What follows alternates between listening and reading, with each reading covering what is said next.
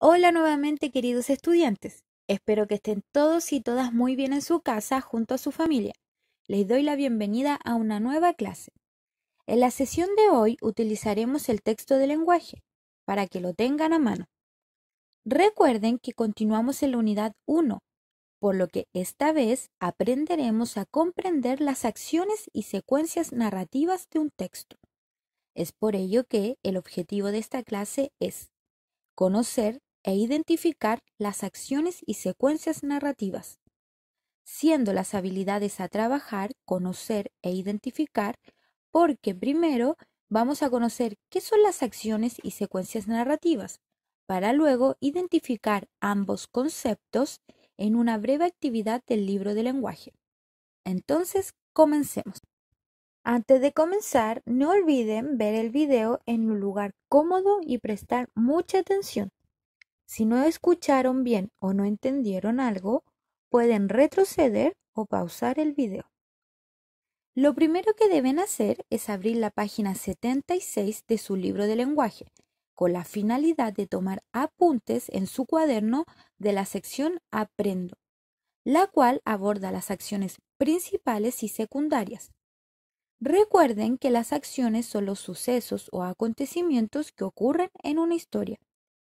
Entonces, ahora revisaremos en profundidad qué son las acciones principales y secundarias. Si recuerdan, en la clase anterior trabajamos las causas y consecuencias de las acciones. A partir de esto, abordamos las acciones que son más importantes dentro de un texto y que le dan vida a la historia, tal como la huelga que se realizó en el cuento Un elefante ocupa mucho espacio, o cuando Matilda aprende a leer y ocupa sus poderes. Estas acciones importantes son llamadas acciones principales. Las acciones principales son nombradas así porque influyen en la trama de la historia, pues sin estas acciones no habría historia que contar. Pueden haber muchas acciones principales en un texto distribuidas en el inicio, desarrollo y desenlace. Sin embargo, siempre habrá una acción principal que es la causante de las otras acciones principales. Por ejemplo, en el cuento de la Caperucita Roja hay varias acciones principales, pero la acción que desencadenó toda la trama del cuento fue que Caperucita se encontró con el lobo en el bosque. A partir de esta gran acción principal se generan otras acciones importantes, como que el lobo se come a la abuelita y además se come a Caperucita, y que el cazador agarra al lobo y libera a Caperucita y su abuelita. Todas estas acciones principales son importantes en el cuento, ya que si no existieran no habría conflicto ni trama. Otro ejemplo es El león, la bruja y el ropero. Esta es una novela que relata las aventuras de Narnia, una tierra de fantasía y magia poblada por animales que hablan y criaturas mitológicas. Esta novela, igualmente que La Caperucita Roja, tiene varias acciones importantes, pero solo una de ellas es la que desencadenó todas las demás acciones principales. Esa gran acción principal es cuando los hermanos Lucy, Peter, Susan y Edmund encuentran el ropero y entran en él descubriendo el mundo de Narnia. A partir de esta acción principal se desarrollan otras acciones importantes, como cuando se le comunica al Gran León que han llegado los hermanos, o cuando Edmund decide irse con la bruja blanca, o la acción donde la bruja mata al Gran León. En cuanto a las acciones secundarias, estas son aquellas acciones que tienen una participación e importancia menor en el texto, dado que su finalidad es complementar y detallar las acciones principales. Continuando con el mismo ejemplo anterior, dijimos que la gran acción principal de la Caperucita Roja es que ella se encuentra con el lobo en el bosque. Es desde esta situación que se generan algunas acciones secundarias que complementan o apoyan la acción importante ya dicha. Algunas de esas acciones secundarias son cuando Caperucita recoge avellanas y flores en el bosque, o cuando el cazador va a la casa de la abuelita. Estas acciones son secundarias, ya que si se eliminara la acción de Caperucita sacando avellanas y flores, no afectaría mucho a la trama de la historia, y además complementan las acciones importantes como cuando el cazador se da cuenta del lobo. Ahora deben ir a la página 77 de su libro, continuar tomando apuntes de la sección Aprendo, la cual aborda esta vez las secuencias narrativas.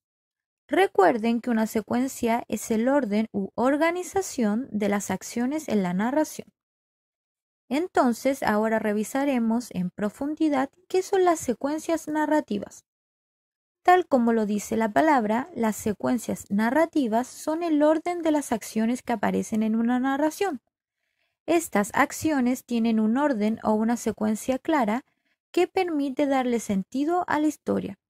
A su vez, las acciones se van desarrollando en el tiempo, por lo que se presentan desde el inicio al final.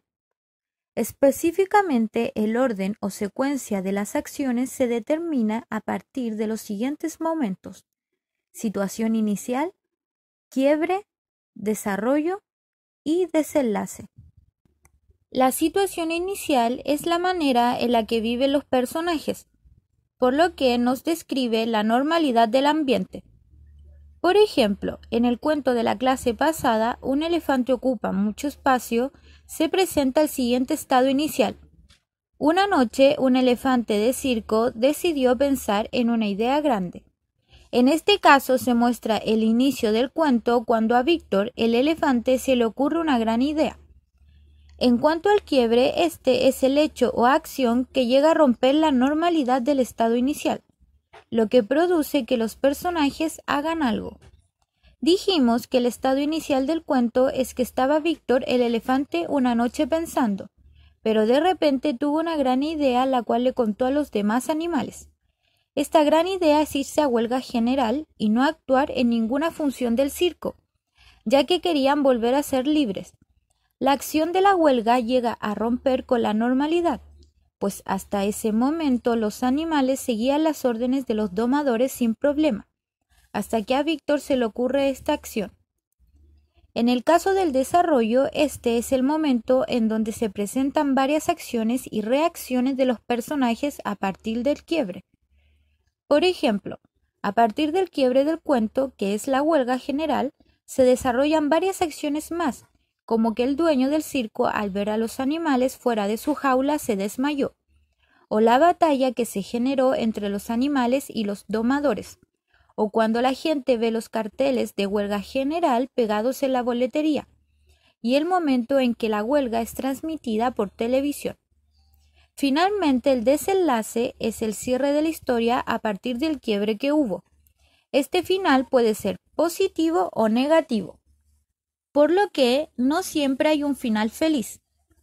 Entonces dijimos que el quiebre de la historia es la huelga general, lo que produce varias acciones de los personajes, como la pelea entre los animales y los domadores, lo que produce finalmente que los animales sean libres y el domador contrate 2 aviones para que puedan ir a su hábitat natural, que es África. En este caso sí hubo un final positivo. Todas estas acciones se presentan por medio de una secuencia, distribuidas desde el inicio hasta el final. Para finalizar, deben copiar la sección Aplico de la misma página 77.